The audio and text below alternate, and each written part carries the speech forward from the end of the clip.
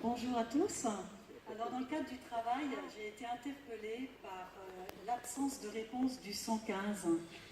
Et on s'est réunis à quelques personnes en se disant mais qu'est-ce qu'on peut faire pour aider les autres. Alors on a rencontré pas mal de partenaires parce qu'au départ on tâtonnait. Et on a rencontré, parce que souvent les rencontres c'est déterminant, et on a rencontré une association sur Genève qui s'appelle Carrefour Rue, qui aide aussi les plus démunis avec des... Alors on s'est dit, c'est bien parce que c'est quelque chose de temporaire et du coup les municipalités seront peut-être moins frileuses pour prêter quelque chose, mais on ne trouvait pas ça très joli. Et on s'est dit, ça sera peut-être plus facile de trouver autre chose. Donc en fait, lors d'un journal télé, on s'est rendu compte qu'il y avait des tiny houses qui existaient, on avait jamais entendu parler de ça, c'est des petites maisons sur roues qui sont très jolies en bois. Et on s'est dit, ça sera peut-être plus facile de faire passer le concept avec ces petites maisons.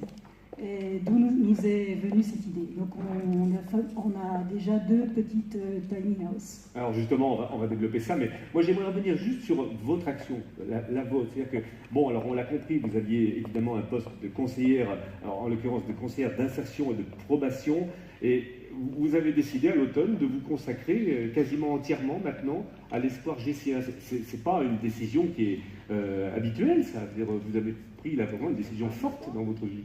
Tout à fait. En fait, j'arrivais plus à combiner le travail et l'association, et je pense que c'est pas de mettre des personnes dans une maison qui va les faire se transformer, c'est surtout de les accompagner et d'être présent. Et j'arrivais pas à être assez présente, d'où ma décision de demander une disponibilité. Alors, on va voir ça maintenant dans les détails, puisque votre idée, elle est bel et bien d'offrir une maison, mais pas seulement, parce que vous offrez aussi le site, la parcelle sur laquelle on peut installer la tiny house. Tout à fait. En fait, c'est la mairie de Cergy qui nous a mis à disposition cette parcelle. La parcelle C435 à proximité de l'ancienne gare de Cergy. Ah, c'est ça. Vous êtes plus au courant que moi. Oui, vous avez dû y aller à mon avis, quand même. Tout à fait. Donc en fait, cette parcelle, on a fait les travaux de viabilisation et du coup, on a commencé à installer un petit village parce que notre objectif pour 2017, c'est de créer un espace commun pour que les gens osent la rencontre. Parce que pour l'instant, ils viennent, la municipalité de Saint-Genis-Pouilly nous a mis à disposition un bureau, mais pour l'instant, les gens, où on les voit à l'intérieur de la tiny house ou dans le bureau. Et nous, ce qu'on aimerait créer, c'est un endroit où ils peuvent prendre un café, où on peut faire des cours de français, des cours d'anglais, qu'on a commencé, mais dans le bureau et dans le tiny. Mais on a envie vraiment de créer du lien social. Alors, en tout cas, concernant ce terrain, là, il fait 1200 mètres carrés que le maire de Cergy a mis à votre disposition, je crois, pour 10 ans. Hein. Vous installez autant de tiny house que vous réussirez à en financer, et puis qu'on peut en mettre évidemment sur 1200 mètres carrés. Mais vous ne vous arrêtez pas là, parce que justement, vous l'avez dit, l'idée n'est pas seulement de leur produire un toit et une surface. Tous vos collaborateurs de l'association vont aider ces gens. Les accompagner pour qu'ils puissent rebondir. Il y a tellement de personnes qui n'ont pas de toit aujourd'hui qu'on a envie de dire que cette solution elle est juste miraculeuse, sauf qu'évidemment on ne peut pas aujourd'hui produire une tiny house pour tout le monde. Alors vous devez être face à cette question terrible, comment sélectionne-t-on les personnes qui sont dans ce besoin?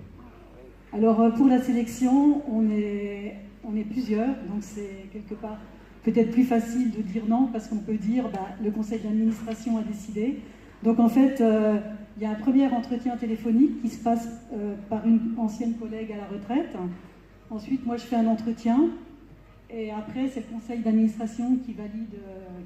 Et quels sont, on va dire bon an mal an, les critères principaux qui retiennent votre attention? La volonté de s'en sortir. D'accord. Donc c'est pas seulement le fait de ne pas avoir de toit. Non.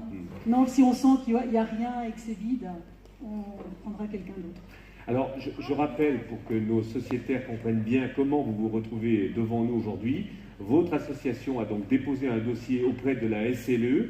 Un administrateur a pris en charge ce dossier. En fait, ils étaient même 2, puisqu'il y avait d'un côté Jacqueline Mondon et de l'autre Christian Dalloz.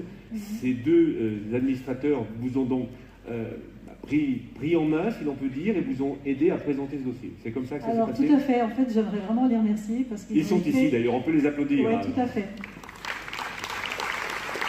Ça a été une grande aide. Et je remercie beaucoup la Caisse d'épargne pour cette aide qui nous a permis d'investir la deuxième tiny house. Alors, vous avez eu une aide de 15 000 €, donc là, ça a contribué au financement d'une deuxième, hein, c'est ça? Voilà, d'une partie d'une deuxième, parce qu'une tiny house, ça coûte entre 40 et 50 000 €. Tout de même, hein, donc c'est quand même pas gratuit. Alors, une tiny house, on rappelle juste la taille de ces tiny house et comment on vit dedans. Il y a à peu près tout le confort? Alors, en fait, il y a tout le confort nécessaire. Alors, imaginez-vous rentrer dans un petit chalet sur roue. Tout est en bois. C'est comme si on rentrait dans une petite maison de poupées, sauf qu'on n'est pas des poupées, c'est des personnes. Mais quand on rentre, il y a un salon avec une télé. Et après, il y a un coin cuisine avec une table, et il y a tout le confort nécessaire, donc il y a douche et WC. Alors je vous précise, vous sociétaires téléspectateurs, que tout à l'heure, nous allons voter pour l'association Coup de cœur. Il se trouve que pour ces trois associations qui sont en compétition, il y en a une qui est d'ici, c'est précisément Espoir Gessien. Donc vous pourrez voir tout à l'heure les images de cette tiny house et vous aurez évidemment à souhait la possibilité de voter pour Espoir Gessien.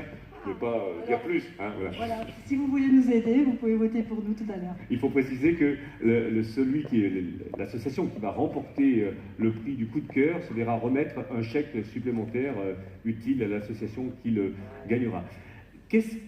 Comment est-ce qu'on peut vous aider demain, en dehors de l'argent dont on vient de parler? Est-ce qu'il y a un moyen de vous aider autrement à Espoir Gessien? Alors en fait, on recherche des bénévoles pour des cours de français, des cours d'anglais, parce que pour l'instant, on se cantonne à ça. Mais à partir de novembre, décembre, quand il y aura l'arrivée de l'espace commun, on aura besoin de personnes, par exemple, pour apprendre à faire la cuisine, faire des gâteaux, tenir une permanence pour offrir un café. Et si par exemple il y a des personnes qui dorment dans la voiture, on aimerait dans le coin douche que ces personnes puissent venir laver leur linge, moyennant une toute petite somme s'ils peuvent la payer. Et puis voilà, c'est...